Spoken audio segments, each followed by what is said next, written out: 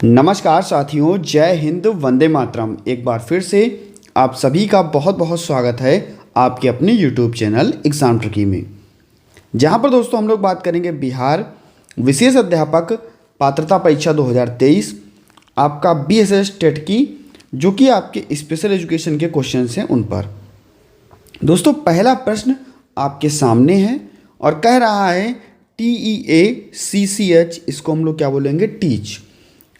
कार्यक्रम अधिकांश किस प्रकार के बालक के शिक्षण के प्रयोग में किया जाता है, यानी कि किस प्रकार के बालक के शिक्षण के लिए टेक का उपयोग किया जाता है या टीच का उपयोग किया जाता है।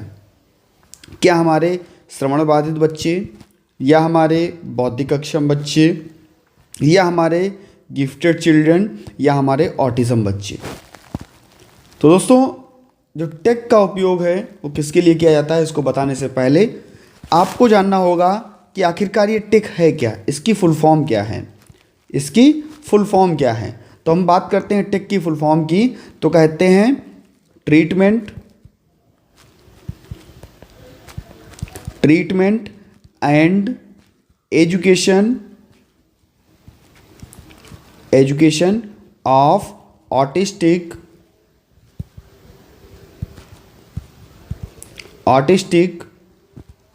and related communication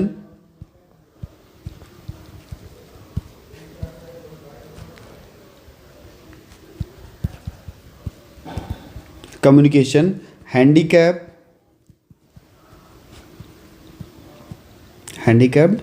children. ये फुल फॉर्म होती है आपकी टेक की।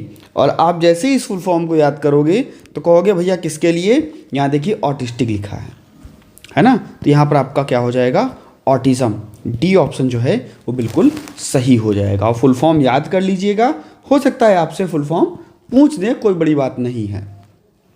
दूसरा प्रश्न आपके सामने है, UNCRPD में कितने अध्याय हैं। UNCRPD में कितने अध्याय हैं, कमेंट सेक्शन में जाइए और इसका भैया फुल फॉर्म तुरंत बताइए कि UNCRPD का फुल फॉर्म क्या है। UNCRPD में कितने अध्याय हैं, 30, 40, 50, 60। तो हम बात करते हैं UNCRPD की, तो कहेंगे भैया इसमें आपके कितने अध्याय हैं, 50 अध्याय हैं। तो सी ऑप्शन आपका यहाँ पर लॉक हो जाएगा। नेक्स्ट क्वेश्चन आपकी स्क्रीन पर है और बहुत ही बेहतर प्रश्न। आप इसको यहाँ पर क्या लगाएंगे, इसको आप लोग लगाएंगे यहाँ पर इम्पॉर्टेंट, है ना। भारत में सबसे पहले बधिर बच्चों के लिए, डेफ बच्चों के लिए, बधिर बच्चों के लिए विद्यालय कब और कहाँ खोला गया। बधिर बच्चों के लिए विद्यालय भारत में सबसे पहले कब और कहाँ खोला गया। नई दिल्ली। देखिए दो प्रश्न आपके यहाँ से तैयार होंगे, कब और कहाँ। ठीक है, बताइए जल्दी से कमेंट सेक्शन में आंसर भी बताया कीजिए और ये भी बताया कीजिए कि आपके कितने प्रश्न सही हुए। कब और कहाँ खोला गया, तो हम बात करते हैं भैया कब, तो कहेंगे 1984 में। और 1984 देखिए दो ऑप्शन यहाँ पर आपके सामने हैं, एक पहला और एक पहला है और एक सी वाला है। और कहाँ पर, मुंबई के मझगांव में। तो यहाँ पर आपका सी ऑप्शन जो है वो आपका लॉक हो जाएगा। नेक्स्ट हम बात करते हैं आपका क्वेश्चन नंबर 4। कह रहा है राष्ट्रीय न्यास अधिनियम आपका बात कर रहा है नेशनल ट्रस्ट एक्ट 1999 की, जहाँ पर आपने 4 प्रकार की दिव्यांगताओं को पढ़ा। इसके अंतर्गत न्यासी बोर्ड के सदस्यों का कार्यकाल कितना होगा। जो बोर्ड के सदस्य होंगे, जो न्यास के बोर्ड के सदस्य होंगे, उनका कार्यकाल कितना होगा, 2 साल, 3 साल, 4 साल और 5 साल। तो हम कहेंगे भैया उनका कार्यकाल होगा आपका 3 वर्षों का। यहाँ पर आपका बी ऑप्शन जो है वो बिल्कुल सही हो जाएगा। टेलीग्राम ग्रुप ज्वाइन करने के लिए exam tricky for special education, वहाँ पर लगभग आपको 13.7 के का परिवार वहाँ पर आपको देखने को मिल जाएगा, आप उसको ज्वाइन कर सकते हैं। नेक्स्ट क्वेश्चन आपकी स्क्रीन पर है, निम्नलिखित में से कौन सी समावेशी शिक्षा की विशेषता नहीं है, पूछ रहा है। यानी कि 3 विशेषताएं होंगी और 1 विशेषता नहीं होगी। देखते हैं, यह केवल विशिष्ट छात्रों के सीखने में अभिवृद्धि करती है, यानी कि जो हमारे विशिष्ट छात्र हैं केवल उनके लिए ही है, या समान अवसर प्रदान करती है, या सभी विद्यार्थियों की क्षमता को अधिकतम स्तर तक बढ़ाना चाहती है, या उपयुक्त सभी। तो हम कहेंगे विशेषता नहीं है पूछ रहा है, तो कहेंगे केवल विशिष्ट छात्रों के लिए नहीं है, ये भैया सभी छात्रों के लिए है ना। तो यहाँ पर आपका ए ऑप्शन जो है उसको लॉक कर देंगे और नेक्स्ट क्वेश्चन की तरफ हम लोग बढ़ रहे हैं। 10 मिनट में आपको पता है कि 10 मिनट में आपके कितने 10 क्वेश्चन आपके कराए जाते हैं, उससे कम मिनट में ही आपके क्वेश्चंस करा दिए जाते हैं। और ये ऐसे प्रश्न आपको कराए जाते हैं जो आपके लिए वेरी वेरी इंपॉर्टेंट हैं। चैनल पर पहली बार थे, सब्सक्राइब करने के बाद में बेल आइकन में ऑल का ऑप्शन प्रेस कर लीजिएगा और सभी मित्रों तक एक बार वीडियो को शेयर कर दीजिएगा। बेंचमार्क दिव्यांगता से संबंधित है, बेंचमार्क दिव्यांगता से संबंधित है, उसके बारे में मैंने आपको डीएड में भी पढ़ाया था। जिसको पता होगा तुरंत 1 सेकंड में आंसर लगा देगा। कहेगा किसी भी व्यक्ति में दिव्यांगता का प्रतिशत 100% होना, किसी भी व्यक्ति में दिव्यांगता का प्रतिशत 40 या उससे अधिक का होना, या केवल 50% का होना, या बिना दिव्यांगता प्रमाण पत्र वाला व्यक्ति। तो हम कहेंगे बेंचमार्क दिव्यांगता हम उसी को कहते थे जिसमें दिव्यांगता का स्तर 40% हो या उससे अधिक हो। तो यहाँ पर बी ऑप्शन जो है वो बिल्कुल आपका सही हो जाएगा।